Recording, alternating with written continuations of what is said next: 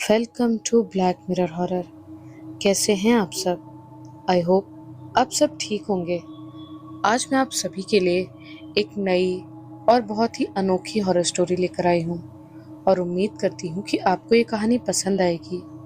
ये कहानी पसंद आए तो इस वीडियो को लाइक और चैनल को सब्सक्राइब ज़रूर कीजिएगा और साथ ही बेल आइकन भी ऑन कर ले, जिससे आपको हमारी नई कहानियों की नोटिफिकेशंस मिलती रहे।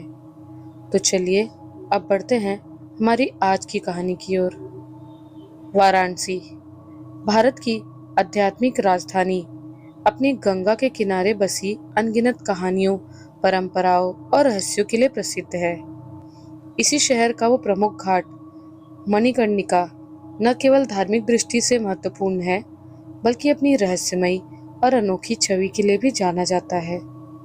इसे मोक्ष का द्वार कहा जाता है, क्योंकि ऐसा माना जाता है कि जो कोई भी यहाँ अंतिम संस्कार के पश्चात गंगा में विलीन होता है, उसे पुनर्जन्म से मुक्ति मिल जाती है। मणिकर्णिका घाट की विशेषता इसकी अनवरत जलती चिताओं में निहित है।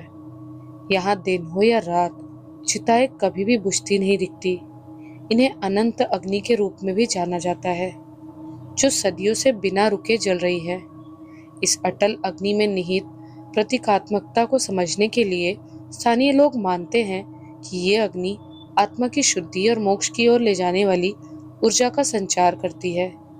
यही कारण है कि भक्तजन और श्रद्धालु मणिकर्णिका घाट पर आते हैं, ताकि अपने प्रियजनों की आत्माओं को शांति और मोक्ष प्राप्त हो सके। लेकिन इस मोक्ष के द्वार के पीछे एक ऐसा रहस्य है जो इसे दुनिया के सबसे अनोखे स्थानों में से एक बनाता है। मणिकर्णिका घाट का वातावरण दिन के उजाले में काफी भिन्न होता है।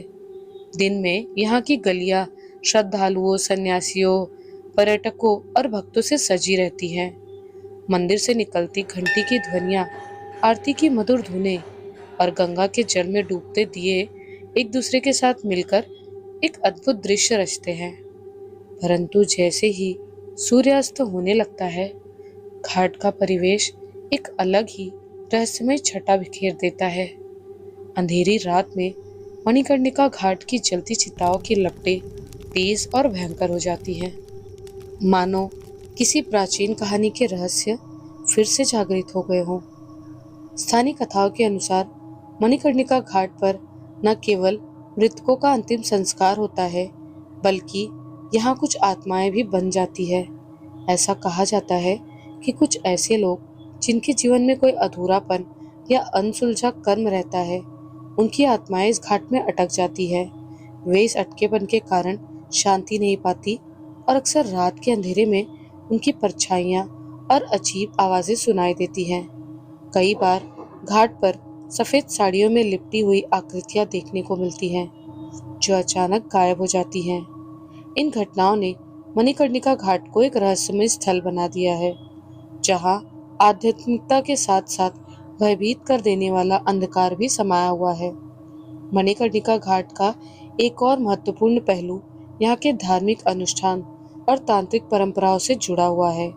यहाँ के डोम समुदाय, जो अंतिम संस्कार की प्रक्रिया में शामिल होते हैं, अपनी प्राचीन परंपराओं को आज भी जीवित रखते हैं। कुछ तांत्रिक और अघोरी भी यहाँ साधना करते हैं, क्योंकि उनका मानना है कि इस घाट की अग्नि में ऐसी ऊर्जा है जो मृत्यु और जीवन के बीच के अंतर को मिटा देती है।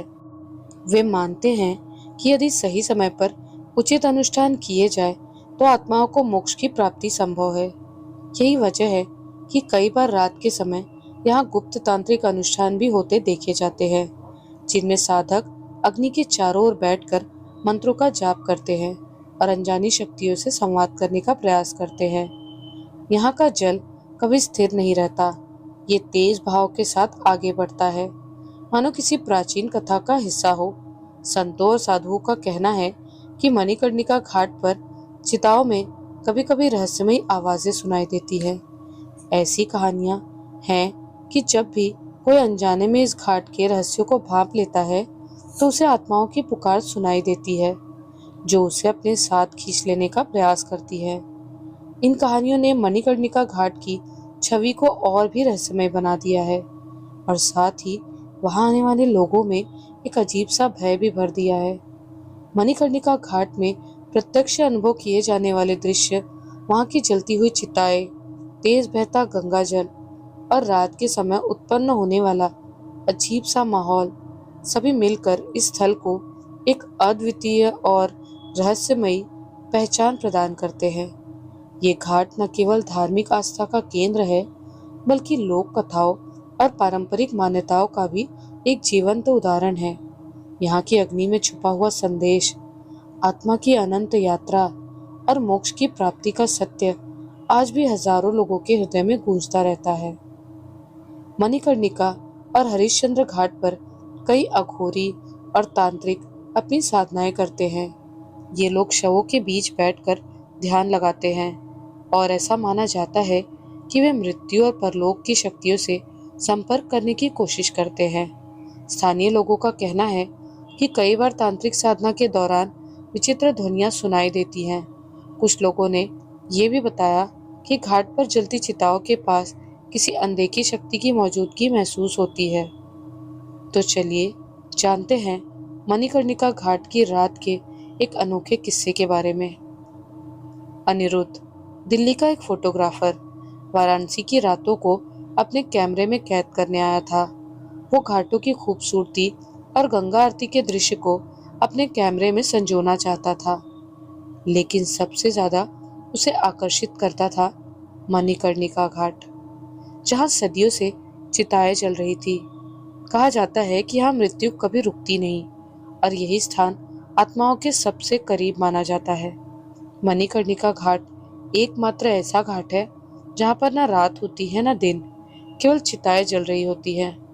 रात के करीब 1 बजे जब बाकी घाटों पर शांति थी, मणिकर्णिका घाट पर चिताएं जल रही थी। कुछ डोम लोग अंतिम संस्कार की प्रक्रिया में लगे हुए थे। घाट की सीढ़ियों पर एक और चिता जल रही थी और दूसरी ओर अनिरुद्ध कैमरा लिए खड़ा था। उसे लगा कि रात के इस माहौल को कैद करने का यही सही मौका है। उसने अपने कैमरे को एक अच्छे एंगल पर सेट किया और वहां के नज़ारे को कैद करने लगा। उसे काफी अच्छा लग रहा था और घाट की ऐसी ठंडी शांति जो हर किसी को अपने आगोश में ले ले। जब अनिरुद्ध अपने कैमरे से घाट की तस्वीरें ले रहा था, तभी एक बूढ़ा आदमी उसके पास आया और अनिरुद्ध से बोला, बाबू, रात के इस पहर यहाँ ज्यादा देर मत ठहरो। बूढ़े ने धीमी आवाज में कहा। जब अनिरुद्ध ने बूढ़े आदमी की तरफ देखा तो उसकी आंखों में एक अजीब सी चमक झलक रही थी। अनिरुद्ध ने मुस्कुराते हुए पूछा, क्यों बाबा, मैं तो सिर्फ कुछ तस्वीरें ले रहा हूँ। बूढ़े ने गहरी सांस ली और घाट की जलती हुई चिताओं की ओर इशारा किया। कुछ आत्माएं जलने के बाद भी यहाँ से नहीं जाती। तुम्हारे कैमरे में जो दिखे वो हमेशा सच नहीं होता। इतना बोलकर बूढ़ा आदमी मुस्कुराया और चला गया। अनिरुद्ध ने इसे अंधविश्वास समझा और बूढ़े की बातों को नजरअंदाज कर दिया। उसने कैमरा उठाया और घाट की कुछ और तस्वीरें लेने लगा। तभी अनिरुद्ध तस्वीरों को एक बार वापस से देखने के लिए अपने कैमरे की स्क्रीन को देखता है तो अनिरुद्ध के हाथ कांपने लगते हैं। कैमरे में जो तस्वीरें उसने ली थी, उनमें से एक तस्वीर में एक धुंधली परछाई थी, एक झुकी हुई जली हुई आकृति जो जलती चिता के पास खड़ी थी। लेकिन जब उसने दोबारा उस जगह को देखा तो वहां कुछ भी नहीं था। उसका दिल जोर जोर से धड़कने लगा। उसने अपनी आंखें मली और सोचा कि शायद ये रोशनी का खेल है। लेकिन तभी पास में जल रही चिता की लकड़ियां चरमरा कर गिरी और उसके कानों में एक धीमी चीख सुनाई दी, जैसे कोई मदद के लिए पुकार रहा हो। शमशान की चीख। अनिरुद्ध ने तुरंत चारों ओर देखा, लेकिन वहां सिर्फ डोम लोग थे जो अपनी क्रिया को पूरी करने में लगे हुए थे। तभी अनिरुद्ध ने अपनी दूसरी तरफ देखा तो उसे एक आदमी को बैठे हुए देखा। तो अनिरुद्ध ने उसे पूछा, आपने अभी कोई चीख सुनी? उस आदमी ने उसे अजीब नजरों से देखा और कहा, यहाँ तो हर रात कोई ना कोई चीखता है बाबू, पर कौन चीख रहा है ये कोई नहीं जानता। अनिरुद्ध का शरीर ठंडा पड़ गया। उसे अब एहसास होने लगा था कि मणिकर्णिका घाट की रातें सिर्फ मृत्यु का घर नहीं थी। यहाँ कुछ ऐसा भी था जो देखने वालों की हिम्मत का इम्तिहान लेता था। अनिरुद्ध के हाथ अब भी ठंडे थे। कैमरे में कैद हुई उस परछाई और कानों में गूंजती अजीब चीख ने उसे अंदर तक हिला दिया था। लेकिन उसने खुद को समझाया कि यह शायद उसकी कल्पना हो सकती है। वो कुछ देर वहीं बैठा रहा, लेकिन अब घाट का माहौल उसे अजीब लगने लगा था। जलती हुई चिताओं की लपटें पहले से ऊंची लग रही थी और हवा में एक अजीब सी गंध थी, जली हुई लकड़ी से अलग, जैसे कोई पुरानी सड़ी हुई चीज जल रही हो। अनिरुद्ध ने फैसला किया कि अब उसे होटल की ओर जाना चाहिए। वो घाट की सीढ़ियों से नीचे उतरकर गंगा के किनारे चलने लगा। रात का सन्नाटा था, सिर्फ लहरों की हल्की आवाज और दूर से आती मंत्रोच्चारण की ध्वनि सुनाई दे रही थी। तभी उसे नदी किनारे एक आदमी बैठा दिखा, जो गंगा की ओर देख रहा था। वो बूढ़ा नहीं था, बल्कि अधेड़ उम्र का एक अजीब सा व्यक्ति था। सफेद कुर्ता, बिखरे हुए बाल और चेहरे पर एक अनजाना सा डर। जैसे ही अनिरुद्ध उसके पास से गुजरा, उसने धीमे स्वर में कहा, कैमरे में क्या देखा बाबू? अनिरुद्ध एकदम ठिठक गया। उसने उस आदमी को पहले कभी नहीं देखा था, फिर भी ऐसा लग रहा था जैसे वो पहले से सब कुछ जानता हो। आप क्या कहना चाहते हैं? अनिरुद्ध ने हिम्मत जुटाकर पूछा। वो आदमी धीरे धीरे हंसा, लेकिन उसकी हंसी में कोई खुशी नहीं थी। उसने गंगा के बहते पानी की ओर इशारा किया और कहा, ये जल जो पवित्र माना जाता है, बहुत से राज समेटे हुए है। जो दिखता है वो हमेशा सच नहीं होता, और जो सच है वो हमेशा दिखता नहीं। अनिरुद्ध को लगा कि ये कोई पागल व्यक्ति होगा, लेकिन फिर भी उसके अंदर एक अजीब सा डर बैठने लगा। रात के अंधेरे में वो तेजी से अपने होटल की ओर जाना चाह रहा था। वो तेजी से घाट की सीढ़ियां चढ़ने लगा, लेकिन तभी उसे अपने पीछे किसी के चलने की आहट सुनाई दी। पहले उसने सोचा कि वो आदमी उसके पीछे आ रहा होगा, लेकिन जब उसने मुड़कर देखा तो वहां कोई नहीं था। अब उसका डर हकीकत में बदलने लगा था। उसने तेजी से अपने होटल की ओर बढ़ना शुरू किया। जैसे ही वो अपने कमरे में पहुंचा, उसने दरवाजा बंद किया और चैन की सांस ली, लेकिन चैन ज्यादा देर नहीं रहा। होटल के रूम में पहुंचने के बाद अनिरुद्ध ने सबसे पहले नहाया और फिर खाना खाया। फिर आराम करते समय उसने सोचा कि चलो कैमरे में देखते हैं क्या रिकॉर्ड हुआ है। जैसे उसने अपना कैमरा ऑन किया, वहाँ एक वीडियो रिकॉर्डिंग थी जो उसने कभी नहीं करी थी। वीडियो में वही घाट था, वही जलती हुई चिताएं, लेकिन कैमरा किसी और के हाथ में था। वीडियो आगे बढ़ा और स्क्रीन पर कुछ ऐसा आया जिसने अनिरुद्ध की रीढ़ की हड्डी में सिहरन भर दी। वीडियो में एक आदमी खड़ा था, पूरी तरह जला हुआ, और उसकी आंखें सीधे कैमरे में देख रही थी। तभी अनिरुद्ध ने उसे वीडियो को बंद करके वापस से चलाने की कोशिश की, जबकि अनिरुद्ध की उंगलियां कपकपा रही थी। उसने कैमरे की स्क्रीन पर उस वीडियो को फिर से चलाया। धुंधले अंधेरे में जलती चिताओं की परछाइयां थरथरा रही थी, और उनके बीच वो आकृति खड़ी थी, झुलसी हुई, राख से सनी, और उसकी आंखें ऐसी थी मानो कैमरे के उस पार उसे देख रही हो। वीडियो में वो आकृति धीरे धीरे आगे बढ़ने लगी। अनिरुद्ध का दिल तेजी से धड़कने लगा। कैमरे की स्क्रीन पर देखा तो आकृति उसके ठीक सामने थी, एक जली हुई देह, लेकिन चेहरा विकृत, आंखें गड्ढों से धसी हुई और मुंह से राख गिर रही थी। तभी स्क्रीन काली हो गई और एक भारी धीमी आवाज गूंज उठी, तो क्यों आया यहाँ? अनिरुद्ध ने घबराकर कैमरा बंद कर दिया। उसका सिर चकराने लगा। ये कैसे हो सकता था? उसने ये वीडियो कभी रिकॉर्ड नहीं की थी, फिर ये कैमरे में आई कैसे?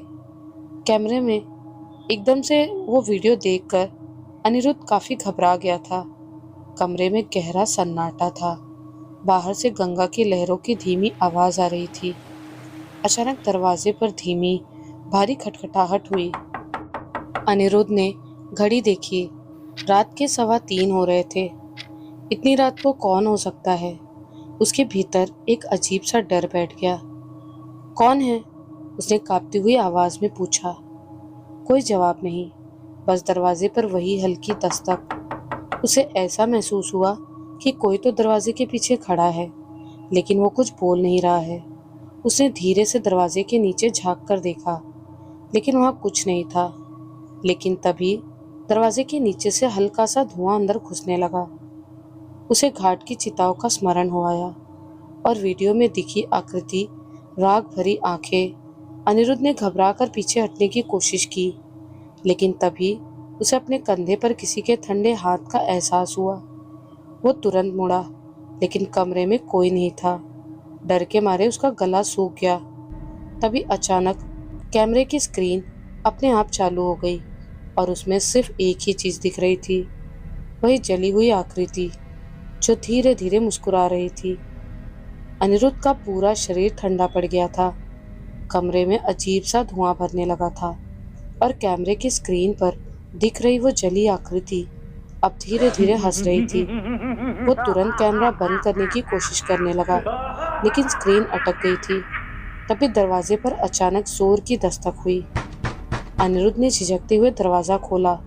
सामने एक अघोरी खड़ा था, लंबे जटाजूट, माथे पर राख, गले में हड्डियों की माला और हाथ में एक काला कमंडल। उसकी आंखों में एक अजीब सी ऊर्जा थी। तो आ ही गया तू इस घाट के बुलावे पर, अघोरी ने गहरी आवाज में कहा। अनिरुद्ध हैरान था।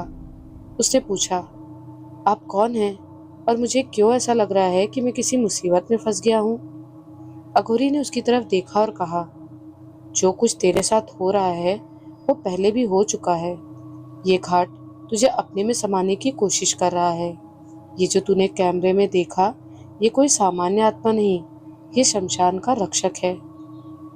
अनिरुद्ध ने घबरा कर पूछा, शमशान का रक्षक? अघोरी ने घाट की ओर देखा और कहा, मणिकर्णिका घाट पर हजारों चिताएं जलती हैं, लेकिन कुछ चिताओं में सिर्फ शरीर जलता है, आत्मा नहीं। कुछ आत्माएं इस दुनिया को छोड़ना नहीं चाहती और वे इस घाट में बन जाती हैं, लेकिन कोई भी बिना आज्ञा यहाँ नहीं टिक सकता, और जो भी यहाँ रात में बिना बुलावे के आता है उसे रक्षक देख लेता है। अनिरुद्ध को पिछली रात का वो बूढ़ा आदमी याद आया जिसने उसे घाट पर ज्यादा देर न ठहरने की चेतावनी दी थी। तो अब क्या होगा? अनिरुद्ध ने कांपती आवाज में पूछा। अघोरी ने गहरी सांस ली और कहा, तूने एक गलती कर दी, पर अभी तेरा अंत नहीं आया, लेकिन तुझे इसकी सजा मिलेगी। अघोरी ने कमंडल से राख निकालकर अनिरुद्ध के माथे पर लगाई और कहा, अब तुझे एक तांत्रिक से मिलना होगा। अगर उसने तुझे शुद्ध नहीं किया तो यह आत्मा तुझे अपने साथ ले जाएगी। अनिरुद्ध के पैरों तले जमीन खिसक गई।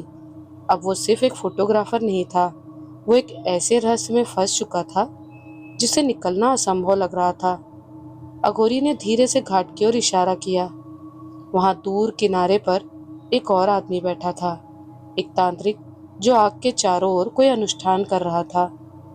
अगर तुझे बचना है तो उसे ढूंढ, उससे पहले कि बहुत देर हो जाए, अघोरी ने कहा, और अचानक धुएं में गायब हो गया। अनिरुद्ध ने भागते हुए उस तांत्रिक की ओर कदम बढ़ाए, लेकिन उसे अभी नहीं पता था कि वो आदमी उसे बचाएगा या और गहरे अंधकार में धकेल देगा। अनिरुद्ध की सांसें तेज हो चुकी थी। अघोरी की चेतावनी अब भी उसके कानों में गूंज रही थी। अगर तुझे बचना है तो उसे ढूंढ, उससे पहले कि बहुत देर हो जाए। उसका मन डरा हुआ था, लेकिन उसे पीछे हटने का कोई रास्ता नहीं दिख रहा था। घाट के दूसरे छोर पर आग के चारों ओर बैठा तांत्रिक मंत्र बुदबुदा रहा था। वो धीरे धीरे उसकी ओर बढ़ा। जैसे ही अनिरुद्ध पास पहुंचा, तांत्रिक ने बिना आंखें खोले ही कहा, आ ही गया तू, मैं तेरा ही इंतजार कर रहा था। अनिरुद्ध का गला सूखने लगा। उसे महसूस हुआ कि तांत्रिक को पहले से ही उसके आने की खबर थी।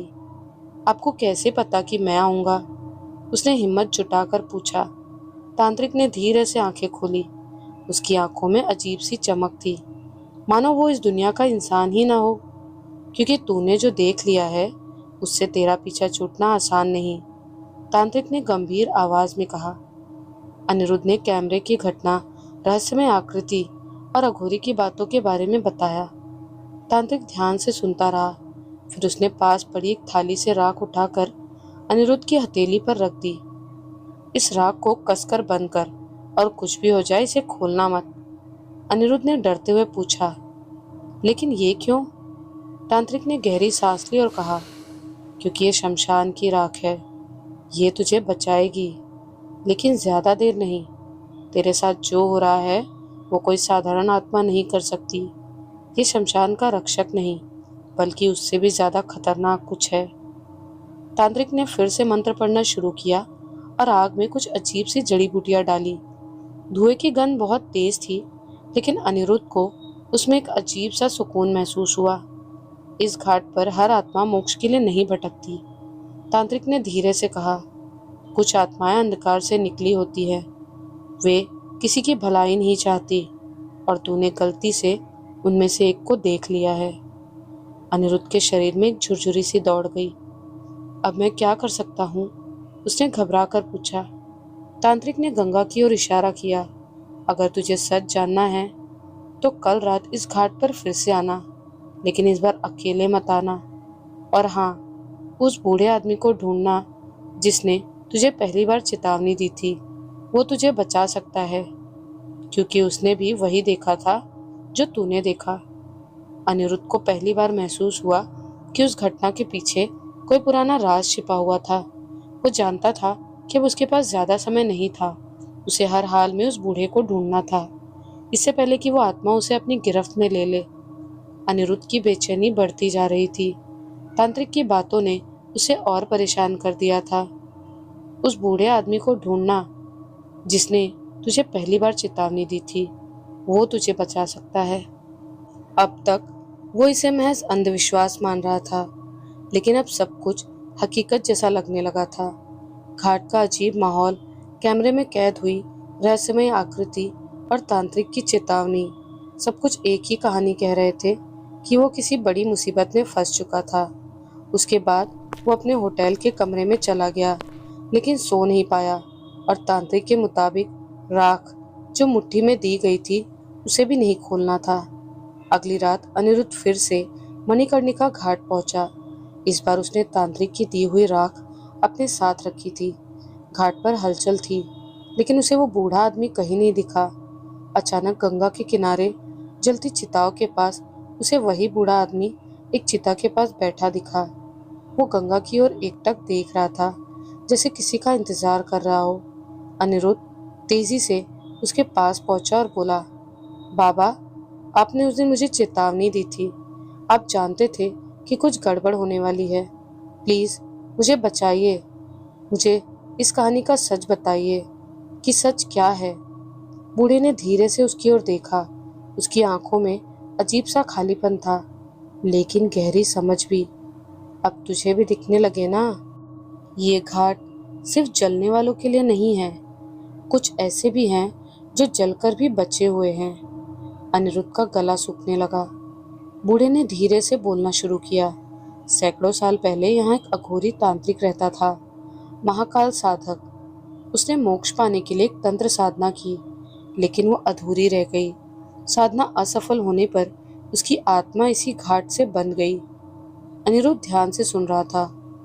जब भी कोई अनजाने में इस घाट की छिपी हुई शक्तियों को देख लेता है, वो आत्मा उसे अपने साथ खींचने की कोशिश करती है। वो सिर्फ उन्हीं को दिखाई देती है जिनकी मौत निकट होती है। अनिरुद्ध की रूह कांप उठी। तो क्या मेरे साथ भी वही होने वाला है? बूढ़ा धीरे से बोला, अगर तुझे बचना है तो एक आखिरी उपाय है, लेकिन वो बहुत खतरनाक है। तंत्र विधि का आखिरी उपाय? वो क्या था? अनिरुद्ध काफी उत्सुक होकर उस बूढ़े की तरफ देख रहा था। अनिरुद्ध ने जल्दी से पूछा, मुझे क्या करना होगा? बूढ़े ने घाट की ओर देखा और कहा, उस आत्मा का एक ही इलाज है। उसे वहीं रोक देना जहां से उसने तुझे बुलाया। कैसे? बूढ़े ने गहरी सांस ली। इसके लिए तुझे फिर से उसी तांत्रिक के पास जाना होगा, लेकिन याद रख, अगर तंत्र विधि अधूरी रही तो तू इस घाट का हिस्सा बन जाएगा। अनिरुद्ध को अब सब समझ में आ रहा था कि यह खेल कितना खतरनाक था, लेकिन अब पीछे हटना नामुमकिन था। अनिरुद्ध अब तक समझ चुका था कि यह केवल एक साधारण भयावह अनुभव नहीं था। वो किसी ऐसी शक्ति के संपर्क में आ चुका था जो उसे अपने शिकंजे में जकड़ रही थी। बूढ़े की चेतावनी और तांत्रिक की बातों ने उसे और विचलित कर दिया था, लेकिन अब केवल एक ही रास्ता बचा था, तांत्रिक के पास लौटना और इस श्राप से छुटकारा पाने का उपाय करना। अनिरुद्ध तेजी से उसी जगह पहुंचा जहां तांत्रिक पहले मिला था। इस बार घाट और भी ज्यादा सुनसान लग रहा था। दूर कहीं कोई तांत्रिक अपने अनुष्ठान में लीन था। आग की लपटें उसकी परछाई को लंबा बना रही थी। मैं जानता था कि तू जरूर वापस आएगा, तांत्रिक ने बिना मुड़े कहा। अनिरुद्ध ने तेजी से पूछा, बाबा, बूढ़े ने कहा कि एक तंत्र विधि से इस आत्मा को रोका जा सकता है, क्या ये सच है?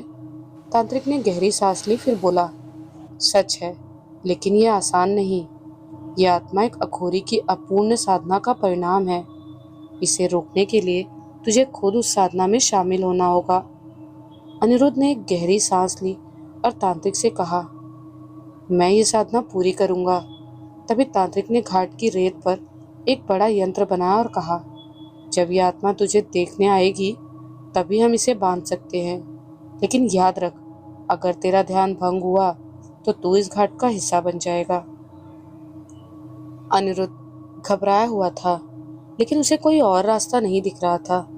तांत्रिक ने उसकी हथेली पर वही शमशान की राख रखी और कहा, रात के तीसरे पहर में आत्माएं सबसे ज्यादा सक्रिय होती है। जब वो आत्मा तुझसे संपर्क करेगी तभी हम इस अनुष्ठान को पूरा करेंगे। रात गहराती जा रही थी। तांत्रिक के मंत्रों की गूंज और आत्मा की चीखें अब आपस में टकरा रही थी, जैसे किसी युद्ध का आरंभ हो चुका हो। अनिरुद्ध यंत्र के भीतर खड़ा था, लेकिन उसे महसूस हो रहा था कि वो अब भी सुरक्षित नहीं है। आत्मा का काला धुआं हवा में लहराते हुए उसके चारों ओर घूमने लगा और उसकी भयावह आंखें, जो राख के ढेर से निकलती हुई जलती हुई लग रही थी, उसे घूर रही थी। तांत्रिक ने मंत्रों की गति बढ़ा दी और अचानक आत्मा की आकृति विकराल रूप लेने लगी। अब वो केवल एक धुंधली छाया नहीं थी, उसका चेहरा धीरे धीरे स्पष्ट हो रहा था। उसकी कटी फटी त्वचा, झुलसे हुए बाल और आंखों की जगह गहरी कालिक थी। उसकी जलती हुई उंगलियां अनिरुद्ध की ओर बढ़ रही थी। तू बच नहीं सकता, कोई बच नहीं सकता। आत्मा की घुटी हुई आवाज घाट पर गूंज उठी। तांत्रिक ने तुरंत अपनी कमर से एक लोहे की तावीज निकाली और जलते हुए हवन में फेंक दी। अचानक एक विस्फोट हुआ और आत्मा कुछ कदम पीछे हट गई, लेकिन ये बस कुछ क्षणों के लिए था। अनिरुद्ध के शरीर में झुरझुरी दौड़ गई जब उसने देखा कि आत्मा अब कई हिस्सों में बढ़ चुकी थी। उसकी परछाइयां घाट की दीवारों और जलती हुई चिताओं पर नाचने लगी। ऐसा लग रहा था जैसे वो जगह उसकी कैद से बाहर निकल रही हो। तांत्रिक ने जल्दी से कहा, यह आत्मा अधूरी साधना का हिस्सा है। अगर इसे पूरी तरह मुक्त करना है तो तुझे खुद उस साधना को खत्म करना होगा। अनिरुद्ध घबरा गया। कैसे? मैं तो साधना करना भी नहीं जानता। डर मत, मेरी आवाज पर ध्यान दे और वही कर जो मैं कहता हूँ, तांत्रिक गरजा। अनिरुद्ध ने अपनी आंखें बंद की और तांत्रिक ने उसके सिर पर राख मलते हुए कहा, जो शक्ति इसे बांध रही है तुझे उसे स्वीकार करना होगा, इसे श्राप से मुक्त करना होगा। लेकिन जैसे अनिरुद्ध ने मंत्र का जाप शुरू किया, तांत्रिक की हंसी गूंज उठी। तू भी मरेगा, कोई भी इस श्राप से नहीं बच सकता। घाट पर जलती चिताएं एकदम धधक उठी और गंगा की लहरें हिंसक रूप से उछलने लगी। कुछ ही पलों में घाट पर खड़े सारे लोग डरकर इधर उधर भागने लगे। अचानक आत्मा का एक हिस्सा धुएं के बादल की तरह तांत्रिक के चारों ओर लिपटने लगा। तांत्रिक जोर से चिल्लाया, अनिरुद्ध, अंतिम मंत्र पूरा कर, नहीं तो यह हमें निगल जाएगी। लेकिन तभी अनिरुद्ध की आंखों के सामने एक भयानक दृश्य कौंधा। वो खुद जली हुई आत्मा की जगह खड़ा था। उसकी आंखें राख से भरी थी और उसके चारों ओर आग लगी हुई थी। वो घबरा गया। ये सब भ्रम है। डर मत, मंत्र जारी रख, तांत्रिक ने जोर से कहा। अनिरुद्ध ने खुद को संभाला और पूरी शक्ति के साथ अंतिम मंत्र बोल दिया। एक तेज रोशनी फैली और आत्मा जोर से चीखते हुए हवा में लहराते हुए काली राख में बदलने लगी। तांत्रिक ने फौरन एक लोटा जल उठाकर राख पर डाला और वो धुआं बनकर गंगा में समा गई। सन्नाटा छा गया। घाट शांत हो गया और आत्मा मुक्त हो चुकी थी। घाट पर चारों ओर फैले धुएं के बाद अब केवल ठंडी हवा बची थी। जलती हुई चिताएं धीरे धीरे शांत हो रही थी। अनिरुद्ध अब भी मंत्रों के प्रभाव में खड़ा था, लेकिन अब उसे डर नहीं लग रहा था। तांत्रिक ने गहरी सांस ली और कहा, यह आत्मा अब हमेशा के लिए मुक्त हो गई। अनिरुद्ध को लगा जैसे किसी ने उसके कंधों से कोई भारी बोझ हटा दिया हो। वो धीरे धीरे घाट की सीढ़ियों पर बैठ गया और गंगा की लहरों को देखने लगा। अब उसे वैसा अजीब एहसास नहीं हो रहा था जैसा पहली बार यहाँ आने पर हुआ था। अब तो सुरक्षित है, तांत्रिक ने धीरे से कहा। अनिरुद्ध ने उसकी ओर देखा। तांत्रिक की आंखों में भी संतोष था, लेकिन उसके चेहरे पर थकावट साफ दिख रही थी। क्या अब कोई खतरा नहीं है? अनिरुद्ध ने धीरे से पूछा। तांत्रिक हल्का सा मुस्कुराया। असली खतरा डर में है। अगर डर को जीत ले तो कोई भी आत्मा तुझे नहीं छू सकती। अनिरुद्ध ने सिर हिलाया। वो अब पहले जैसा नहीं था। यह अनुभव उसे हमेशा याद रहेगा।